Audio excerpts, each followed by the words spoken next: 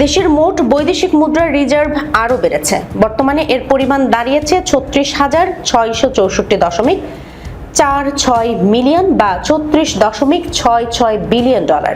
বৃহস্পতিবার বাংলাদেশ ব্যাংকের foreign exchange reserve and treasury management বিভাগের যুগ্ম পরিচালক মোহাম্মদ ইব্রাহিম মুন্সি গণমাধ্যমকে বিষয়টি নিশ্চিত করেছেন। কেন্দ্রীয় ব্যাংকের সবশেষ তথ্যানুযায়ী ১৩ জুলাই পর্যন্ত দেশের গ্রস রিজার্ভের পরিমাণ দাঁড়িয়েছে ৩৬,৬64.৪৬ মিলিয়ন ডলার। আর আন্তর্জাতিক মুদ্রা তহবিলের হিসাব পদ্ধতি BPM-6 অনুযায়ী রিজার্ভ দাঁড়িয়েছে ৩১,৯৬৬.21 মিলিয়ন মার্কিন ডলারে। এর আগে গত ১৩ জুলাই পর্যন্ত দেশের গ্রস রিজার্ভের পরিমাণ ছিল ৩৬,৫৪৬.14 মিলিয়ন মার্কিন ডলার।